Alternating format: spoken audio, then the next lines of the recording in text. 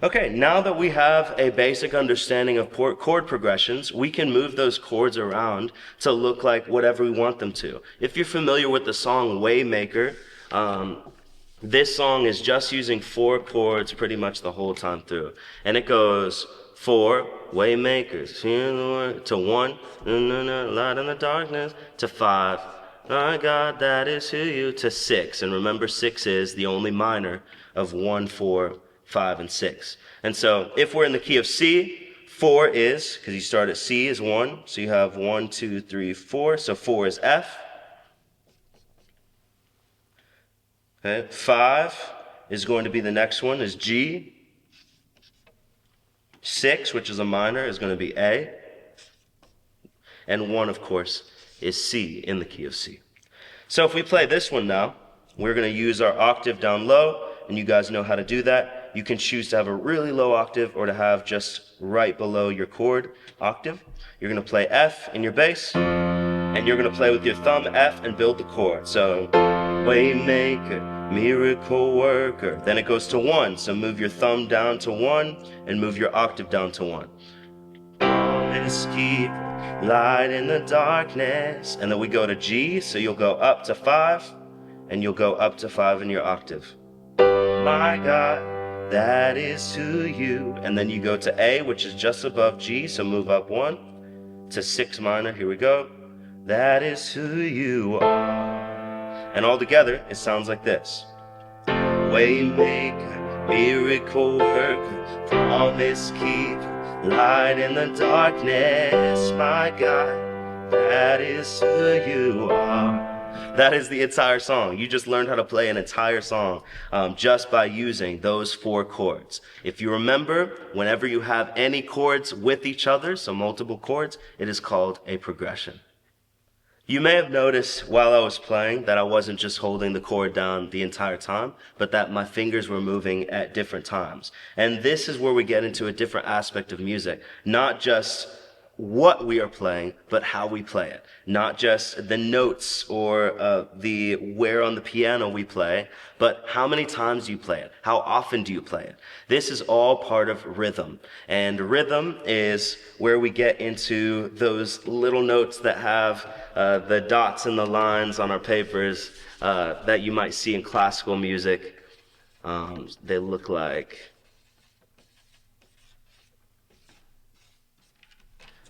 this. These are different forms of rhythm. And so it goes up and down on the paper to let you know how high or low the sound is. And then it has the different shapes of notes in order to let you know when to play.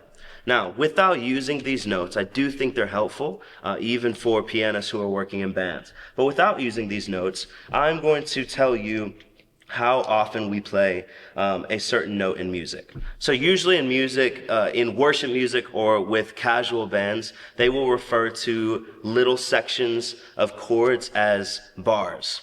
In classical music, they refer to these as measures. And these are going to be 4 quarter notes or 4 beats that repeat every 4 beats. And so it would go 1, 2, 3, 4. 1, 2, 3, 4. You may hear this if you have a metronome. If you look up a metronome, next to the metronome, it will say beats per minute. These beats are usually based on these quarter notes. So while I was playing in the last section, I was playing quarter notes, starting on using my Wavemaker progression by going 1, 2, 3, 4. 1, 2, 3, 4. 1. And every time I go to 1, I change to the new chord, which means every chord holds out or plays for 1 bar. So we have 1. The next bar is switches to a new chord. The next bar switches to a new chord. The next bar switches to the next chord. Okay? If you see this written, usually it's during intros, turnarounds, vamps, anytime where the musicians are playing but vocalists are not singing, it will usually look something like this.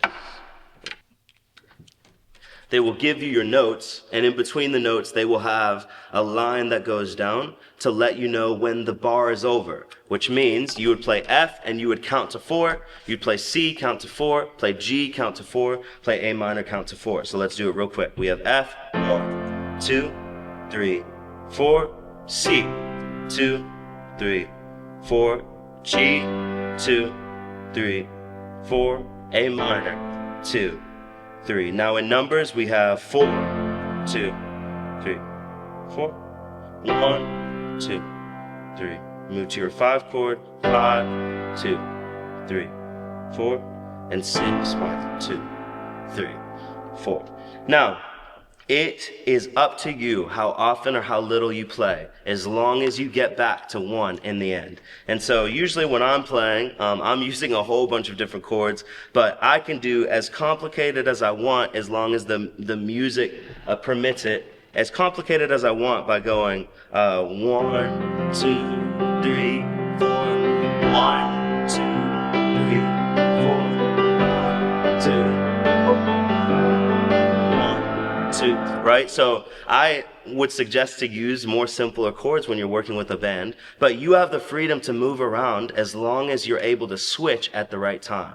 Now, sometimes you'll see multiple chords in a section together, and you really have to listen to the music to decide, are you playing every 4 chords where you're switching, or in the music, does it actually switch earlier? So an example of this would be House of the Lord. House of the Lord by Phil Wickham he likes to put a bunch of beats in his music, and these don't allow for the switches to be even. And so you have to figure out how long you're playing each chord. It may be good at the beginning of you playing music for you to write next to it how many times you're playing the chord. So, or if it's F, and you play F for 3 beats, it goes 1, or 1, 2, 3, and then you have to switch. Maybe you write that down next to F so that you know that that's what it is. So for House of the Lord, this is actually plays, the chorus is, it goes 1, there's joy in the house of the Lord, there's joy in the house of the Lord today. And if you hear, those are moving a lot faster. And so I'm playing C for 1, 2,